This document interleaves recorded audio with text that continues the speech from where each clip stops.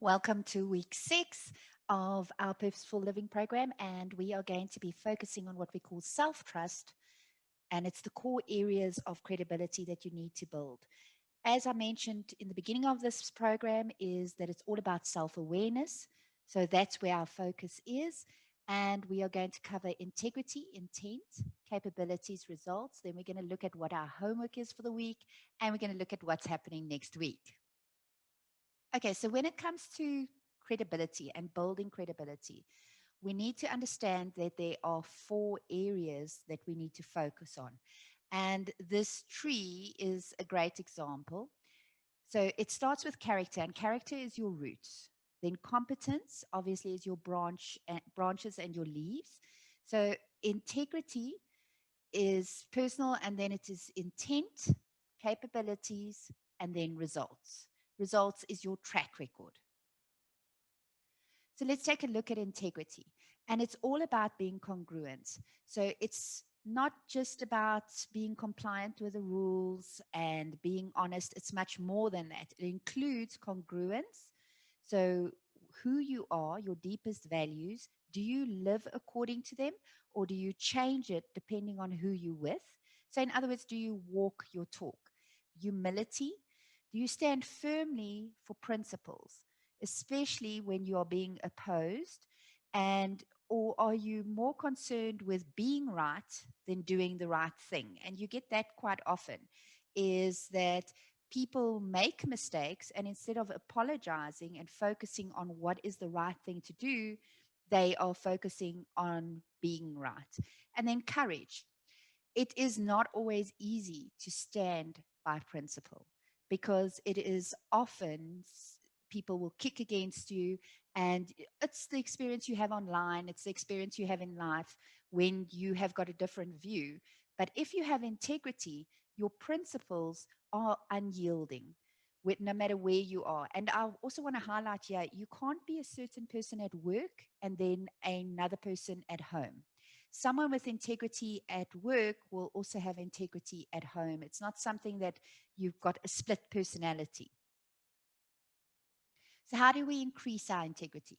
First of all, and this is where it is very important, we make and keep commitments to ourselves. So, in other words, if we commit that we are going to go on diet or we are going to start walking every day, that's what we commit to, and we don't break those commitments. We also respect those commitments as much as what we respect commitments that we make to others. Because the commitments we make to others, we are afraid of how they would see us if we don't actually fulfill those commitments. And we don't make commitments impulsively, like saying, okay, I'm going to go on this program. Let's take this purposeful living program. But you know already that you've got several other commitments on your plate already, and you're not going to actually make it. So when you are faced with a commitment, you actually have to weigh it up. Am I saying it because I want to actually make someone feel better about themselves? Or am I doing it because I truly want to commit to it? We do this often with family too. We say yes to things that we know we should say no to, and then we end up reneging on what we promised. And when it's hard to meet a commitment, you actually have 2 choices. You can either change your behavior so that you can meet the commitment, or you can lower the commitment. So, for instance, if I commit to spending 30 minutes with my children tonight, but I've got a work project that actually goes over time, then I've got to decide, okay, so what am I going to do now? I'm going to actually change my behavior and not focus on what I actually have to do, or am I going to tell my children that I'm going to spend 15 minutes with them tonight and I will add the other 15 minutes tomorrow night? So I'm lowering my commitment now, but I'm not breaking my commitment. Also, if you want to increase your integrity, you have to have certain values and principles, and you need to stand for something, and you should be unbending regarding that specific commitment or regarding that principle or value that you have. Also, create an expression of what you stand for. Keep it up front and center. It's like goals, is knowing if I stand for honesty, if I stand for equality, I will not be waived because someone that I seek the approval of is different from me. This is who I am, and I won't change it. Be open. And the way to do that is actually be open to criticism, be open to feedback, also be willing to listen to and consider other people's viewpoints, even if they are against your viewpoints. Look, I'm not saying that you must be okay with someone hurting other people's feelings or being callous or crass.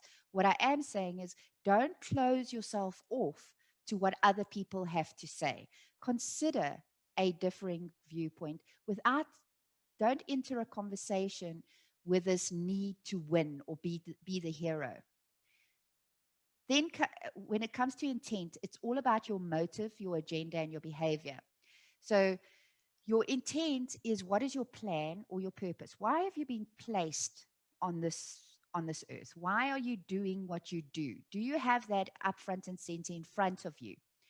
Now, motives, and we'll also notice when we engage in any conversation in relationships, we always are questioning other people's motives, just like they are questioning ours. And the actual motive that gains the most trust is genuine caring.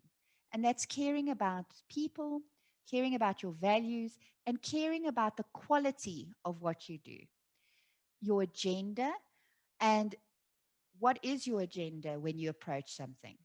Do you want the best for everyone else, or are you in it just to get something out for yourself? And once your agenda is clear and your intent is clear and everyone knows what it is, it's less likely to be criticized, and people start trusting you if you live according to that agenda. So the biggest agenda that actually encourages trust is the agenda of mutual benefit. So if I enter this conversation, if I enter this relationship, if I do this task, it's to benefit the family or to benefit my colleagues. It's not just for me. I'm not in it to win it myself. And then your behavior, and that creates credibility also, is when we're acting in the best interest of everyone. If your behavior, again, is to be the hero or to win an argument, then obviously I am going to, every time I interact with you, I'm going to look at your intent and say, no, I know that you don't have my best interests at heart. It's the same as a relationship that we have with our partners. If we're entering into a discussion on something and they know that I am actually only listening to respond, or I am only doing this because I actually want to win and I'm going to show them that they're wrong, then they are not going to be open because they already know our behavior and they don't trust us. They know our intent. How do we improve intent? Well, you start actually looking at your motives. When you are interacting with someone, are you really listening to them? Or do you actually want to hear their point of view? Or are you focused on explaining your point of view, being right, or getting your own way? Also, if you want someone to trust your intent, put it up front. Don't hide it. Be transparent and put it out. This is what I intend to do. And finally, choose abundance. And I know this sounds very airy fairy, but when it comes to choosing abundance, it's knowing that there is enough to go around. It's okay if someone else gets a compliment or does the right thing, or if someone wins and you don't at that stage. It's perfectly fine because there is enough to go around. If you are continuously choosing scarcity, you are fighting for resources. And you can actually see that in South Africa at the moment. Is what we're doing is we're fighting each other. We're fighting each other about vaccines. We're fighting each other about political parties. We're fighting each other about equality because of scarcity. We've got a whole scarcity mindset. And if you can approach any interaction with a mentality of abundance instead of scarcity, people will start trusting your intent. Capabilities. Now, your capabilities are your talents, your attitudes, your skills, your knowledge, and obviously your style. And when it comes to your talents, I would say you need to know what are your unique native inherent strengths. And we all have strengths. We have certain strengths that we know I'm really good at it. The other side of the coin is you've also got weaknesses. And what I want to say is when we are younger, we are actually taught to focus on our weaknesses so that they become stronger. But I can tell you, your weakness is never going to become a strength. You will only ever be mediocre. It's like taking a look at Tiger Woods. He doesn't practice. Um, he doesn't practice squash every day, but he practices golf every day. Golf is his strength, yet he continues to actually focus on it. His attitude, when he approaches things, he does it with a certain energy. And that's also another thing in at this stage that we experience is people are tired, they are frustrated, and it's difficult to have positive energy. But you're going to have to find a place where you actually can fill yourself up. And that could be listening to your favorite music, it could be lying in a bath for a while, but you're going to have to find somewhere where you can get that energy because people watch you continuously and they watch your level of energy. Are you passionate about what you do? Are you determined to contribute? That is what they are actually watching. And if they can see that consistently and there's congruence in the way you behave, then it is more likely that they'll trust you. Your skills, when last have you actually upgraded your skills? And do you do this continuously? Knowledge, are you reading articles, the latest articles and development in your area? Are you, for instance, if you want to write a book, did you look at the process? Are you actually reading about people that actually started the process? And we've got so much information going around, it's not hard to access knowledge on something that we want to do. And then your style, does it actually get in the way or ease the path for yourself and for others? What is your style? Do you walk in like a bull in a china store, or are you gentle enough and you treat people with respect and you get information and you encourage groups that you are actually working with? Now, when it comes to improving capabilities, first of all, run with your strength and with your purpose. And your purpose needs to be in front of you. And keep yourself relevant. Continuously read or connect to people on LinkedIn that are in the same positions or that have actually traveled your path and know where you're going. Where you are today is not necessarily where you want to be tomorrow. So you should actually have something in front of you that says, this is where I want to go, so that all your actions are actually working towards that. It will also help with your time management and it will stop you from procrastinating. Finally, is results. Now, results are easy to see. It's your track record. If I know that you are always late for meetings, then that becomes your track record. If I know that you said you're going to deliver a report, and I know that you are always 2 days late, um, it's full of mistakes, that becomes your track record. So your credibility rests on the results you achieve.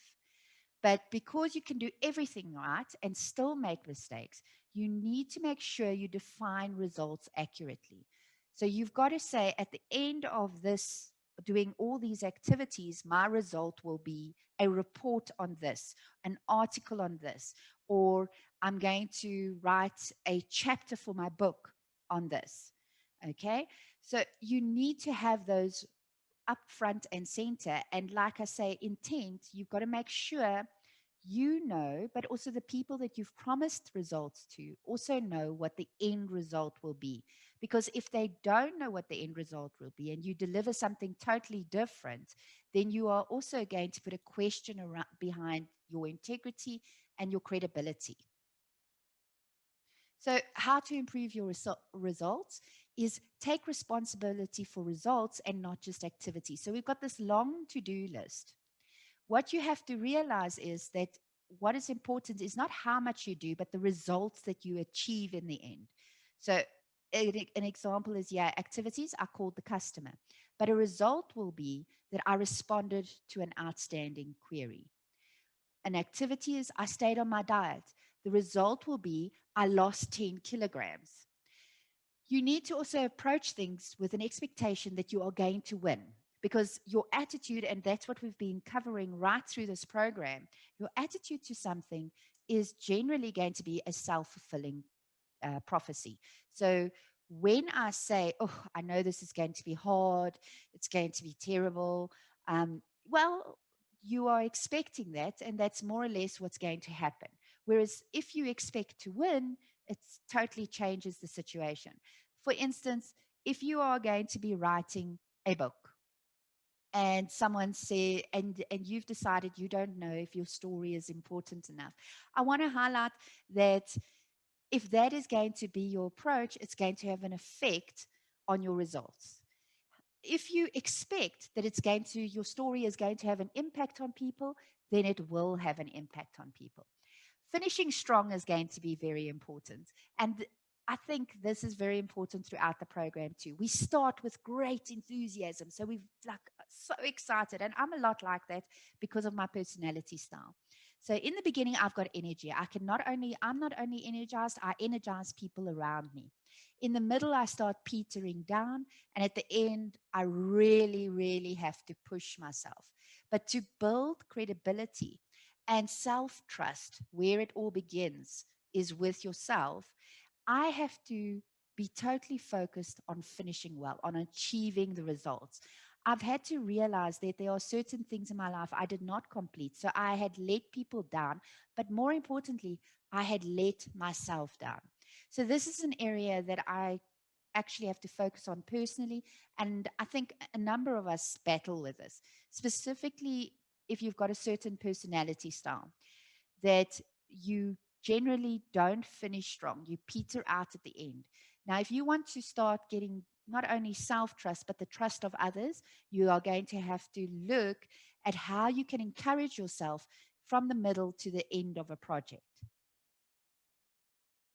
So, what is our homework? Well, first of all, I'm going to send you a self assessment where you can look at the four cores and then focus on strengthening your weakest core.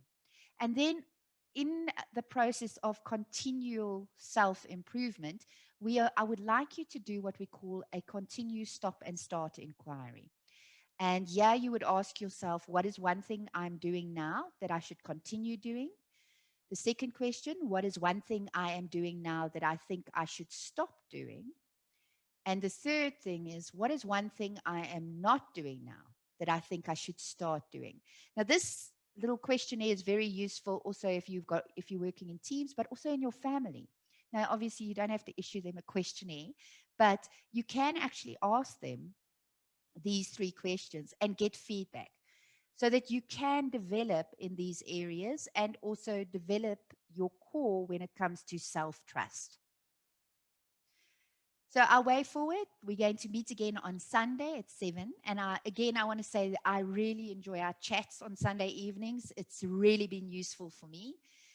And then next week, we are going to look at the topic of personal impact. Thanks again for joining me, and feel free to drop me an email if you have any questions or you want to chat, and have a wonderful week.